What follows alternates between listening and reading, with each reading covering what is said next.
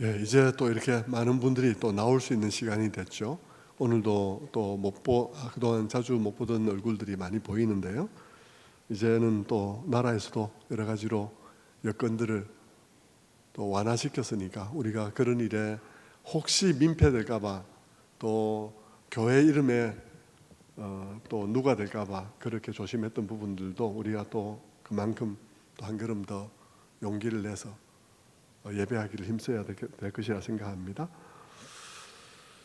지난주까지 우리는 요셉과 요셉의 형들이 극적으로 다시 만나서 화해하는 이야기를 살펴보았습니다. 사실 이것이 창세기에 거의 참 클라이막스에 해당될 텐데요. 그런데 이 이야기는 단순히 한 가정의 이야기가 아니라 하나님에 관한 이야기이고 또 교회에 대한 이야기이기도 합니다. 야곱과 요셉의 이야기는 우리가 하나님을 바로 알도록 하나님에 관한 이야기를 우리들에게 해줍니다. 그분의 주권, 그분의 능력, 그분의 지혜, 그리고 그분의 목적, 그분의 섭리하심, 이런 부분에 대해서 우리로 하여금 생각할 수 있는 자료들을 많이 우리들에게 제공하고 있죠. 그리고 그분의 주권에 관해서 말할 때 성경은 우리들에게 명백하게 그분의 뜻하신 일은 인간이 어떤 행동으로도 막아설 수 없다 는 것을 우리들에게 말해주죠.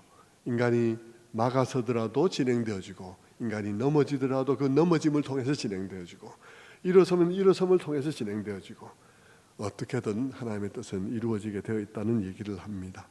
그런데 성경은 하나님의 주권에 관해서 말할 때 그렇다고 해서 하나님은 하나님이시니까 하나님 마음대로 할 수 있다, 이런 식으로 얘기를 하고 있지는 않아요. 물론 사실은 그렇죠. 하나님은 하나님이시니까 하나님 마음대로 하실 수 있죠. 세상 논리로 보면 그렇습니다. 세상 논리로 보면 주인이 자기 것 가지고 자기 마음대로 하는데 누가 뭐라 할 거냐, 이렇게 이제 얘기를 할 수 있는 것이긴 하지만, 그러나 성경이 우리에게 말하는 하나님은 그런 하나님이 아니시라는 것입니다. 우리 하나님은 피조물들을 사랑하시고 피조물들을 존중하신다는 것입니다. 그래서 인간이 가지고 있는 뜻과 인간의 감정들을 존중하시죠. 그리고 결정을 존중합니다. 칼 바르트라는 신학자는 말하기를 하나님은 인간의 자율성을 폭군처럼 억압하지 않으신다라고 얘기를 하죠. 하나님께서는 피조물을 사랑하시고 그 피조물 안에 있는 것들을 존중한다. 그 피조물 안에 있는 감정, 그 피조물이 가지고 있는 생각을 존중하고 그가 내린 결정을 존중한다는 것이죠. 하나님께서는 자기 일을 하시는데 피조물을 충분히 존중하시면서도 자기 일을 이루신다는 것입니다. 그래서 형들도 요셉을 팔아먹기로 마음을 먹었을 때 하나님께서 그들이 그렇게 하는 것을 존중하셨습니다. 물론 막으실 때도 없다는 것이 아니라 하나님이 이렇게 우리가 법칙을 세워서 하나님이 이런 거야 이렇게 말할 수 있는 입장은 우리는 아니고요. 그런데 우리가 늘 생각하듯이 하나님은 폭군처럼 인간의 자유를 짓밟는 그런 분이 아니라는 것입니다. 하나님께서는 인간의 자유를 존중하고 스스로 결정하기를 원하신다는 것이죠. 하나님께서 요셉의 형들에게 요셉을 인신매매할 수 있도록 그들이 그렇게 생각하고 그렇게 결정했을 때 존중한 것은 하나님께서는 그렇게 하셔도 자신이 뜻하신 것을 충분히 이룰 수 있는 충분한 지혜와 충분한 능력이 그분에게 있기 때문입니다. 성경은 늘 그런 식으로 얘기를 하죠. 십자가 얘기할 때도 마찬가지입니다. 대제사장과 서기관들과 바리새인들이 아무리 명절에는 예수님을 죽이지 않기로 결정했다 할지라도 하나님께서는 가룟유다를 그들에게 보내서 흥정하게 하시고 서둘러서 그것을 처리하게 하셔서 하나님이 정하신 시간에 그 일이 일어나게 하시는 것이죠. 하나님께서는 얼마든지 그들의 결정을 존중하시고 억압하지 않더라도 하나님의 방법으로 그들의 결정으로 그것을 뒤집고 그렇게 할 수 있도록 하실 수 있다는 것입니다. 하나님은 분명히 그렇게 섭리하시는데, 그러나 그 섭리하시는 방법은 감추어져 있습니다. 우리 눈에 잘 보이지 않죠.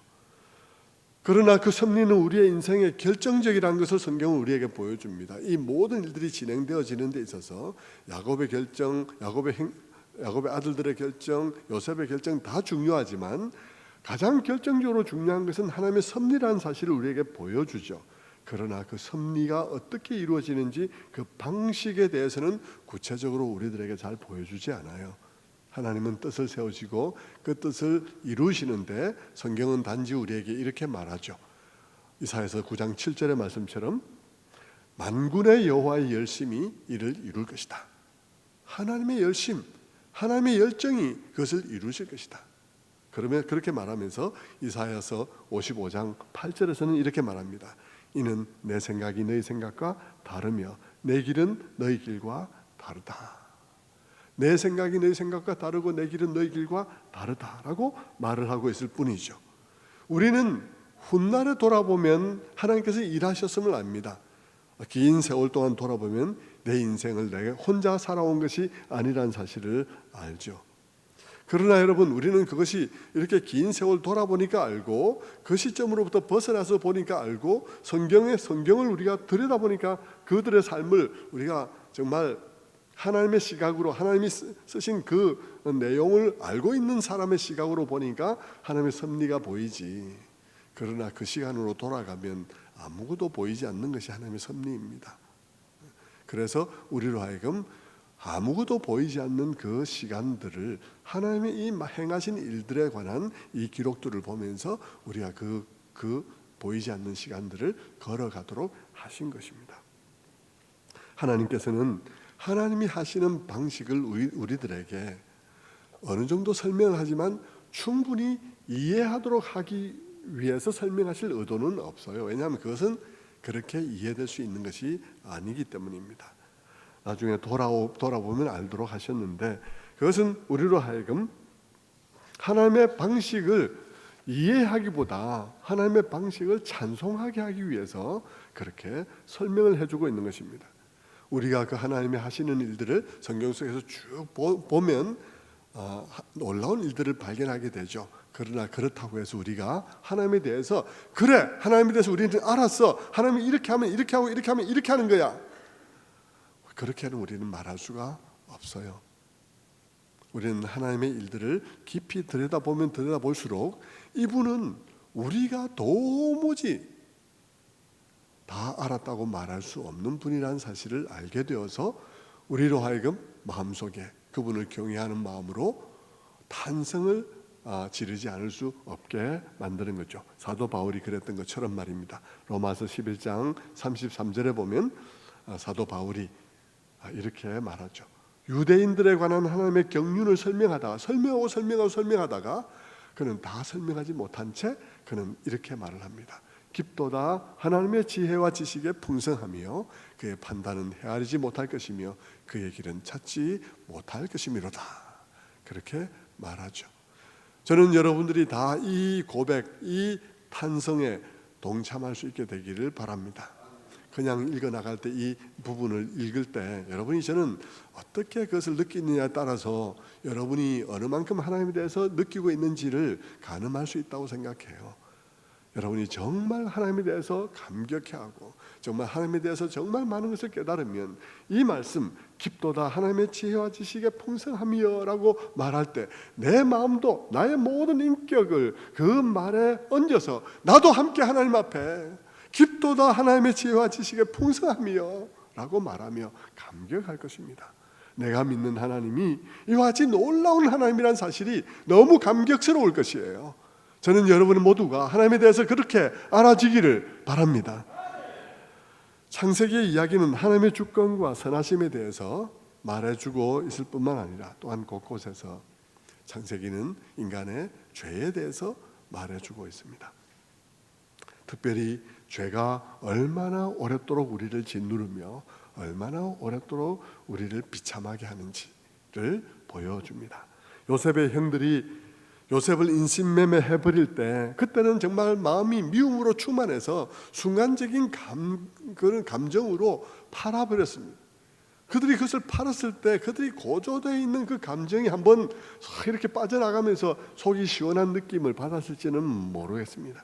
그런데 여러분, 그 바로 다음 순간부터 그들은 오랫동안 그 죄와 그 죄책감에 눌리고 괴로워하는 삶들을 살아가야 했습니다. 그들의 삶을 보면, 우리는 창세기를 통해서 그들을 보면 그들의 삶은 마음 깊이 자신들이 저지른 죄에 꽁꽁 묶여 있다는 사실을 보게 되지요.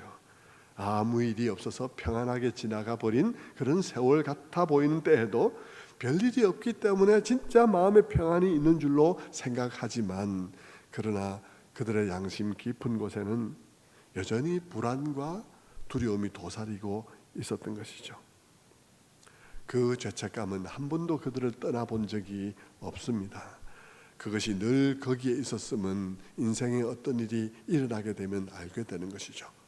인생에 좋지 않은 일이 일어나서 왠지 매맞는 느낌이 들거나, 혹은 자기가 저지른 일과 비슷한 일들을 방송에서 보게 되거나 할 때마다 그 죄는 딴 데 가 있는 것이 아니라 자기 마음속에 있다는 사실을 알며 그것이 다시 떠오르고, 그리고 자기를 다시 사로잡는 것입니다. 마음속 깊은 곳에 가라앉아 있어서 평온한 것 같았던 마음이 흐트러지면서 마음 깊은 곳에 가라앉았던 찌꺼기들이 올라오고, 거기서 나의 평안은 너무 쉽게 깨어지는 것입니다. 죄가 해결되지 못한 채 느끼는 평안은 너무나 깨어지기 쉬운 평안인 거예요. 야곱의 형제들의 이야기는 죄라는 것은 잊으면 잊혀지는 것이 아니라는 것입니다. 죄라는 것은 잊으면 잊혀지는 것이 아니라 처리되어야만 잊힐 수 있는, 처리되어야만 해결될 수 있는 것이라는 사실을 보여주죠. 요셉의 형들의 불안과 두려움은 그들의 죄가 처리되지 못한 채 단지 세월 속에 묻어두고 망각 속에 묻어두려고 했기 때문에 그 불안과 죄책감은 해결되지 못하고 있는 것입니다. 그들의 그 죄가 처리되지 못한 채 있는 동안에는 그들의 양심은 결코 자유로울 수가 없는 것입니다. 그 상태에서 죄와 죄책감은 그들의 삶 속에 상당한 힘을 발휘하는 것입니다. 그들을 오랜 동안 불안과 두려움으로 꽁꽁 묶어놓고 있고, 그들로 하여금 정말 미래에 대해서 꿈을 꿀 수 없는 그런 상태로 만들어 버리죠. 죄는 어디로 사라진 것도 아니고 잊혀진 것도 아니고 언제나 마음속에 있었으며 기회를 봐서 출몰을 하는데, 그때마다 그들의 마음에 있는 평안은 신속히 깨어지고 괴로움에 치를 떨게 되는 것입니다. 무엇으로도 죄책감을 벗어날 수가 없습니다. 이 요셉의 형들도 나름 자기들의 방식으로 이 죄책감을 좀 덜어보려고 애를 쓰죠. 르벤은 르벤대로, 그래 내가 그때 뭐라고 그랬니, 내가 그러지 말자고 하지 않았냐고 자기 발뺌을 해보기도 하고, 또 맹세를 하기도 하고, 또 이번에는 이 베냐민에 대해서는 좀 잘해봐야 되겠다고 마음을 먹고 그렇게 하지만, 그들의 마음속에 있는 그 죄책감은 해결될 수가 없었습니다.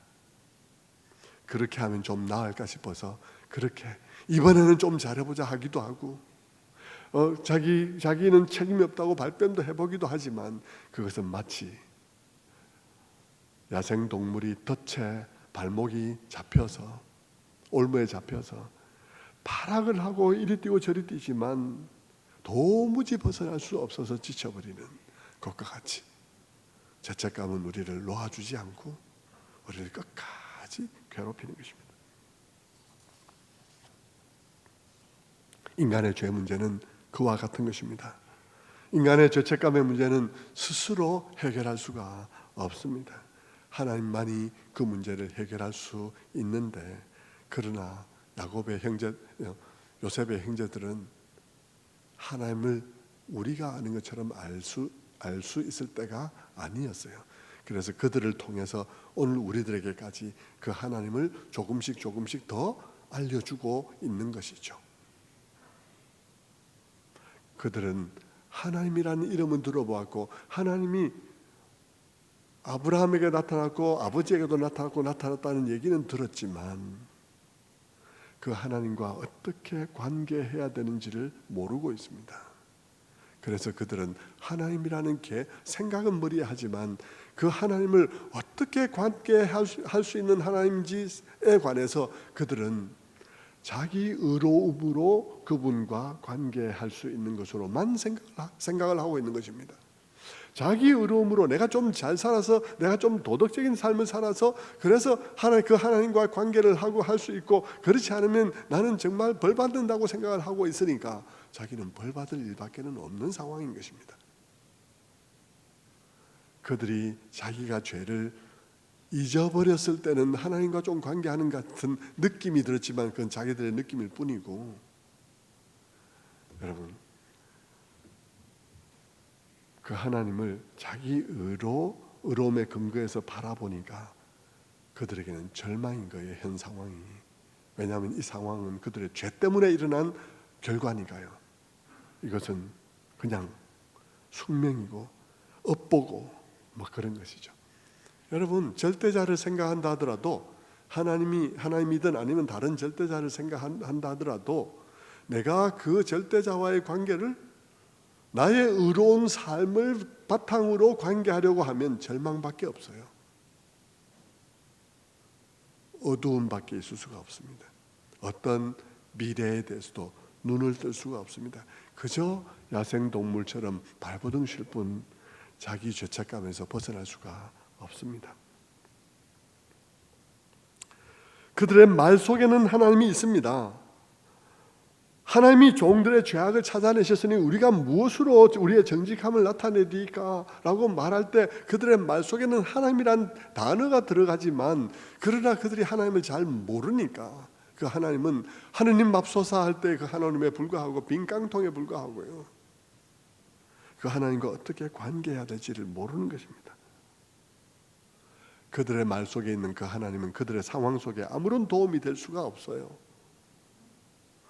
그들이 저 죄를 저질렀고 정말 악랄한 죄를 저질러서 그 죄책감의 문제를 해결할 수 없어서 이렇게 발버둥 치고 있는 그런 상황 속에서 그들이 아는 하나님, 자기 의로움의 바탕으로 관계하는 할 수밖에 없는 그 하나님은 자기들에게 아무런 도움이 안 되는 거예요. 절망밖에 안 되는 거죠. 그들에게는 다른 하나님이 필요한 것입니다. 그들이 이해하는 하나님은 그들에게 절망밖에 주지 않으니까 다른 하나님이 필요한 것이죠. 그들이 생각한 그 하나님, 업보의 하나님, 행한 대로 갚는 하나님, 그런 하나님, 물론 하나님도 그런 하나님 맞습니다. 끝내는 하나님께서 행한 대로 심판하실 것입니다. 그런데 성경이 말하는 하나님은 그렇게 단순한 하나님이 아니라는 것이죠. 그래서 성경은 우리들에게 우리가 아는 하나님, 우리가 알아야 할 하나님을 다른 방식으로 제시하기를 원하시는데, 그것을 창세기는 뭐라고 말하냐 그러면 한 문장으로 말을 할 수 있어요. 창세기의 이야기를 한 문장으로, 하나님은 어떤 하나님이다, 한 문장으로 말할 수 있는데, 성경이 창세기가 우리에게 말하는 하나님은 아브라함의 하나님, 이삭의 하나님, 야곱의 하나님이라는 것입니다. 아브라함의 하나님, 이삭의 하나님, 야곱의 하나님, 하나님이 누구신지는 그냥 단순하게 하나님은 죄 짓는 사람 벌을 줘, 이렇게 단순하게 말할 수 있는 하나님이 아니라, 하나님이 누구시냐는 그것을 설명하기 위해서는 그들의 생애가 필요한 하나님이라는 것입니다. 아브라함의 생애, 이삭의 생애, 야곱의 생애와 같은 그들의 생애, 그 라이프 스토리가 필요한 것이죠. 그 이야기 속에 나오는 하나님은 업보의 하나님이 아닙니다.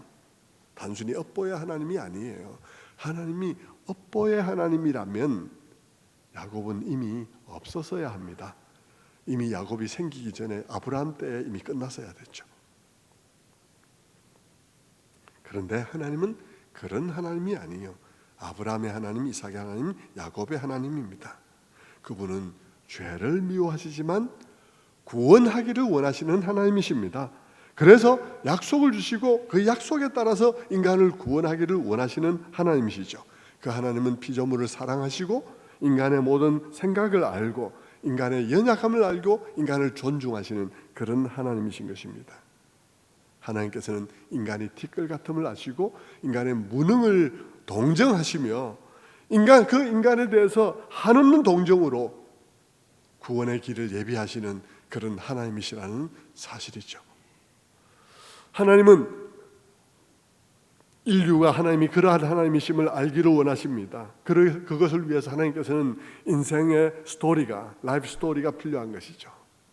그래서 그의 인생의 그의 이야기를 이들의 삶 속에 담은 것입니다. 성도 여러분, 하나님은 죄를 다루시되 굉장히 그 호흡이 길게 잡고 계십니다.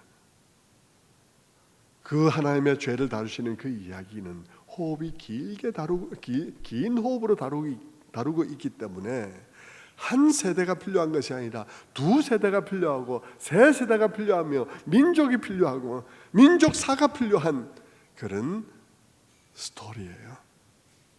하나님이 죄를 다루시는 호흡은 그렇게 긴 것입니다. 큰 것을 담는 데는 큰 그릇이 필요한 것처럼 말입니다. 하나님의 사랑의 이야기, 그분이 죄를 다루시고 끝내 죄를 극복하고 인류를 구원하시는 이야기, 그 하나님에 대한 설명은 한 세대의 이야기로는 불가능한 것이죠. 그래서 긴 세대의 이야기를 엮어서 우리들에게 전해주고 있는 것입니다. 하지만 여러분, 그들은 아직 그런 하나님을 바라보지 못해요. 왜냐하면 아직 그들에게 이 계시가 충분하게 드러나지 않았기 때문에.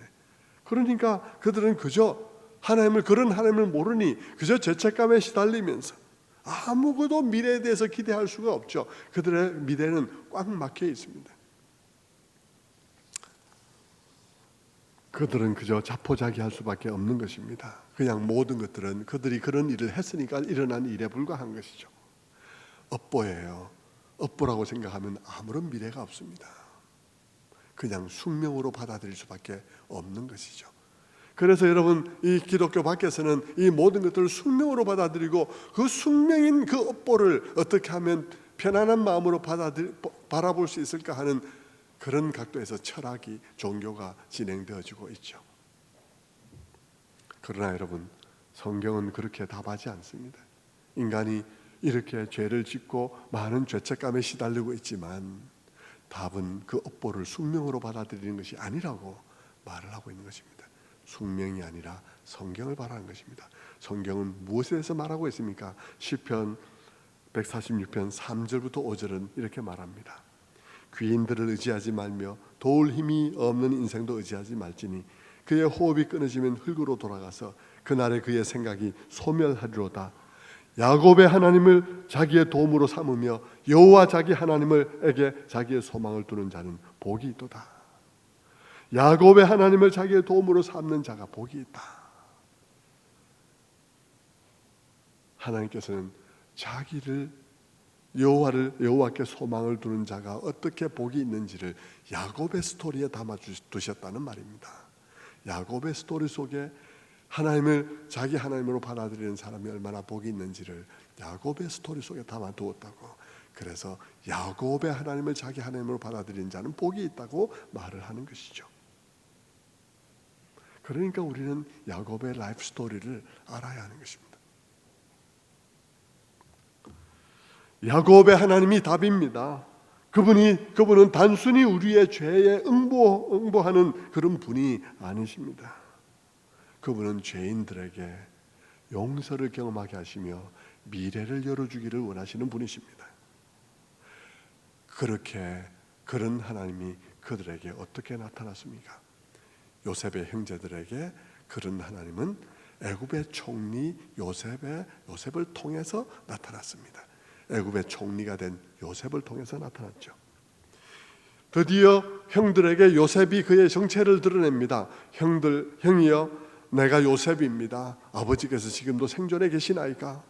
라고 요셉이 형들에게 자기의 정체를 밝혔을 때 그 말이 그 형들에게는 어떻게 들렸을까요? 와, 반갑다, 요셉이 이렇게 들렸을까요? 그들에게 그 말은 마치 머릿속에서 폭탄이 터지는 느낌이 들었을 것입니다. 아무 생각 자체를 할 수 없는, 그냥 머릿속에서 폭탄이 터진 것 같이. 지금 자기들이 요셉을 팔아먹은 것 때문에 이 모든 일들이 일어났다고, 지금 애굽의 총리가 요셉인지도 모른 채 자기들의 상황이 매우 어렵게 된 상황을 보면서 우리가 옛날에 했던 그 일을 하나님께서 지금 갚으시는 모양이라고 전전긍긍하며 너무 힘들어하며 그렇게 하고 있는데, 애굽의 총리가 내가 요셉이라고 말하니까 여러분 그 말이 어떻게 들렸겠습니까? 완전 머릿속에서 폭탄 터지는 거죠. 마치 단두대에 이렇게 묶여서 있는데 위에서 단두대에서 도끼가 막 이렇게 떨어지도록 줄이 뚝 끊기는 순간을 본 느낌, 뭐 그런 느낌이죠. 근데 여러분, 단두대에서 칼이 떨어지는 것을 보는 것은요 오히려 낫습니다. 왜냐하면 그것이 떨어지면 순간 너무 놀라고 정신이 없지만 그 다음 순간에 의식이 없을 것이기 때문에 오히려 낫습니다. 이들의 진짜 너무나 곤혹스러운 것은 그들이 생애에 누구에게도 말할 수 없는 엄청난 죄를 저질렀는데 바로 그 죄의 피해자를 앞에 자기들이 서 있어야 되는데 그 피해자가 권력자라는 것입니다. 누구에게도 말할 수 없는 그 죄를 아는 그 사람이 자기 앞에 보좌에 앉아 있는 거예요. 권력자에 앉아 있는 거예요. 너무나 황당하기 짝이 없는, 생각할 수가 없는 그런 상황에 처하게 된 것이죠. 성도 여러분, 이것을 보면 저는 바로 이 장면이 우리가 다음에 인류가 하나님 앞에 설 그 시간의 장면이라고 생각합니다. 사람들이 하나님의 심판대 앞에 설 때에 우리에게 그리스도가 없다면, 우리도 그냥 그리스도 없이 심판대에 선다면, 내가 저지른 모든 죄를 가장 잘 알고 있고 내가 저지른 모든 죄의 가장 큰 피해 당사자인 그분 앞에 아무에게도 말하지 못한 그 사실들을 알고 있는 그 피해자가 보좌에 앉아 있는데 그 앞에 내가 살아서 그를 봐야 된다는 것. 단두대가 그냥 떨어져서 그냥 그래서 끝나버렸으면 모르는데 살아서 그들이 요셉을 봐야 한다는 이 사실은 엄청난 그런 마음의 고통이지 않을 수가 없는 것이죠. 너무나 고통스러운 것이죠.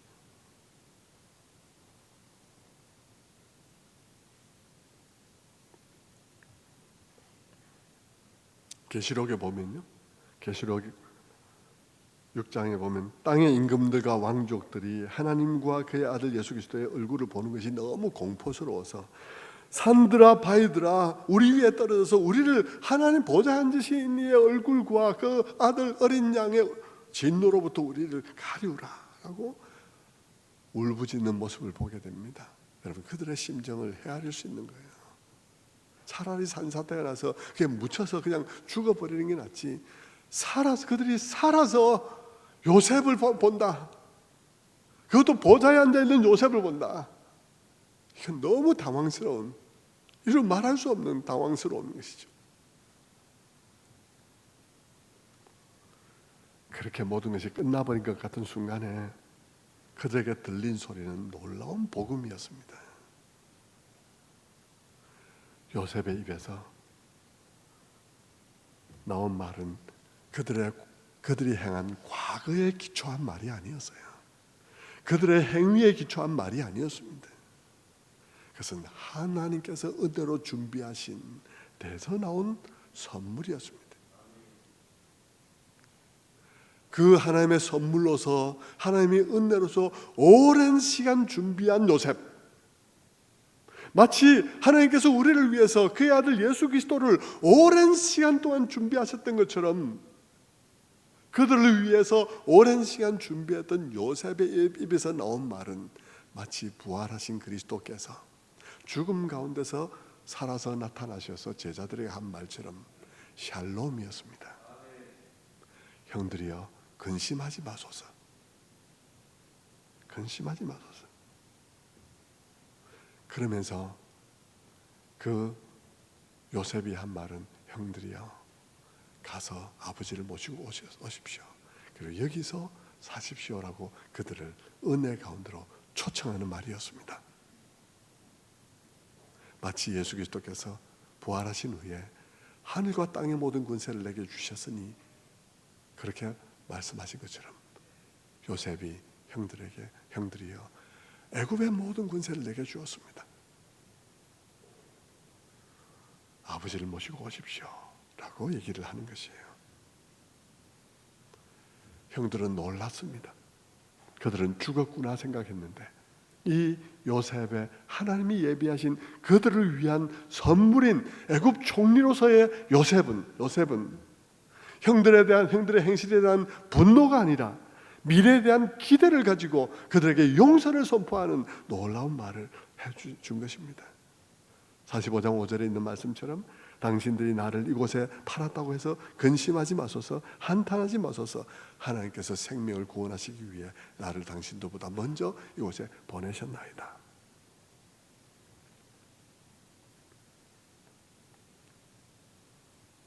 성도 여러분, 이 요셉의 이야기 우리가 두 번에 걸쳐서 살펴보고 있는데, 이 요셉 이 형들을 만난 이 이야기, 여기서 일어나고 있는 이 일들은 우리와 무슨 상관이 있겠습니까?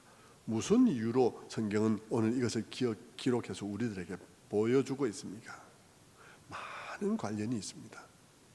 물론 우리가 믿는 하나님이 어떤 분이신지를 아는 일에 있어서 결정적으로 매우 중요한 사건이죠.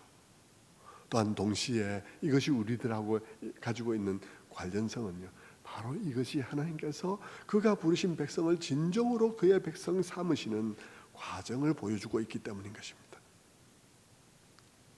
하나님이 아브라함의 자손들을 불러서 그들을 가지고 정말로 하나의 감사와 하나의 감격을 가지고 한 덩어리가 되게 하는 그 과정, 그리고 하나님의 온전한 백성으로 삼아가는 과정을 우리들에게 보여주고 있기 때문이죠. 오늘 우리가 하나님의 백성이 되는 것도 마찬가지입니다. 그들과 똑같죠. 우리도 지금 하나님의 자녀로서 택함을 받았습니다.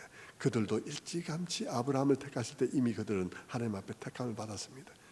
그러나 여러분, 택함을 받은 그들이 하나님을 택함 받았다고 바로 아는 게 아니에요. 택함을 받았다는 그것으로 하나님을 안다 하더라도 마치 아브라함의 형들이 아는 것처럼 처음에는 자기 의로움으로 하나님을 관계하려고 하는 것입니다. 자기 의로움으로 하나님을 관계하고, 이런 하나님을 제대로 잘 모른 채 자기 의로움으로 하나님과 관계하려 하다 보니까 절망밖에는 없는 것이죠.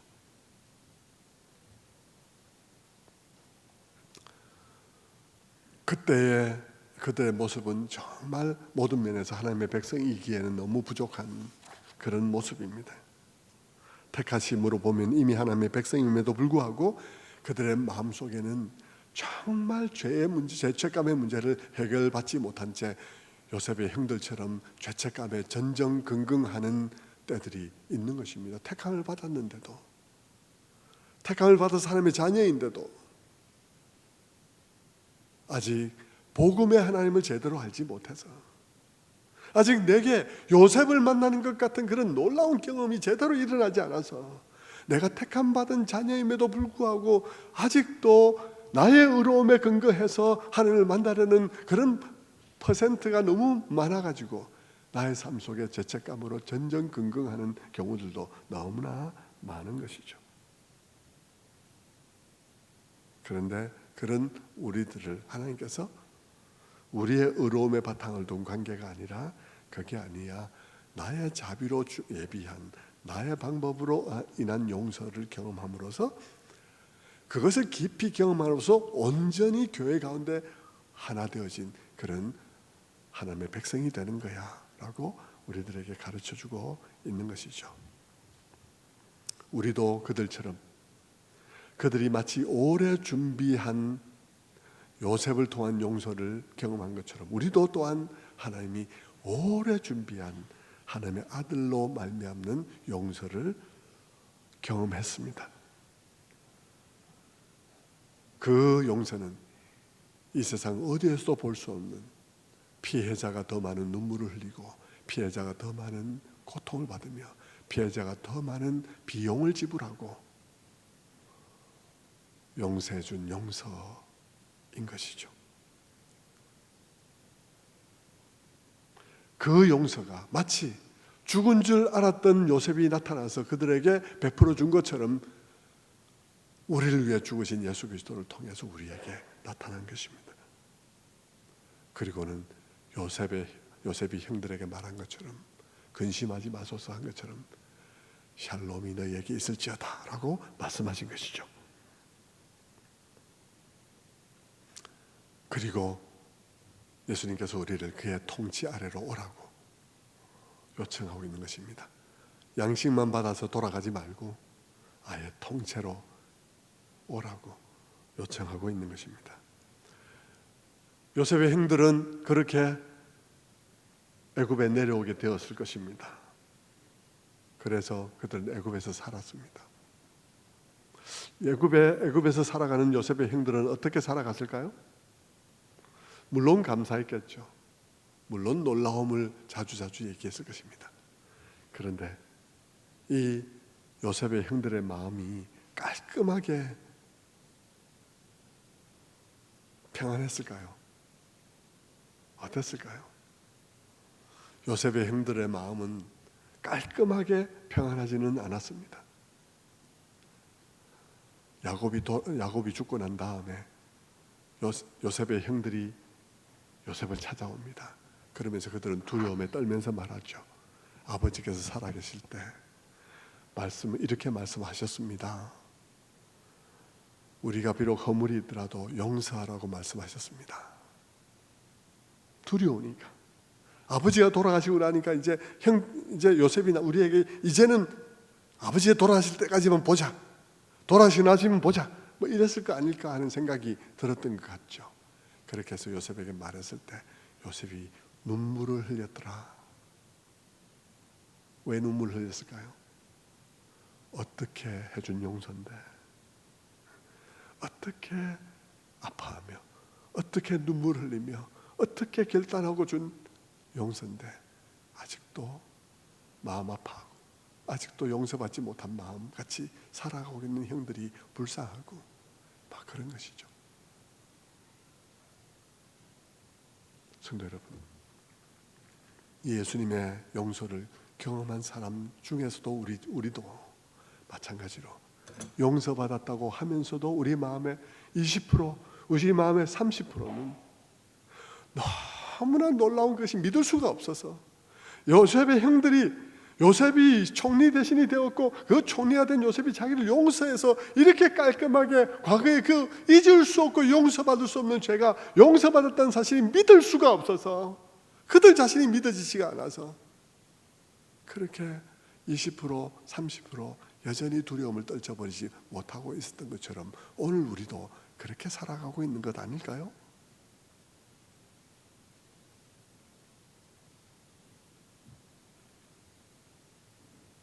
성도 여러분, 그 20%, 30% 때문에 어떻게 하고 형들이 살았을까요? 그 20%, 30% 두려움 때문에 형들은 어쩌면 요셉의 말들을 더 잘 들었을지 모르겠습니다. 더 열심히 요셉이 이름이 드러날 수 있는 일들을 했을지도 몰라요.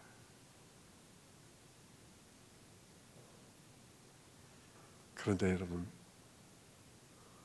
우리도 어쩌면 그럴지 몰라요. 우리가 하고 있는 봉사, 우리가 하고 있는 헌신, 그 중에 20%, 30%는 하나님이 나를 그렇게 용서했었다는 사실이 믿어지지가 않아서 오늘도 지금 두려움에 11조를 하고 있나요? 두려움에 여러분 봉사를 하고 있나요? 주님이 눈물을 흘릴 수 있습니다. 어떻게 준 용서인데 저들이 11조를 두려워서 하고 있나? 감사함으로 하지 못하고 저들이 봉사를 감사함과 감격함으로 하지 못하고 두려움으로 하고 있나? 안 하는 것은 아직 얘기 자체가 안 되고 안 하는 것은 얘기 자체가 안 되고요. 하되 어떻게 하고 있나는 것입니다.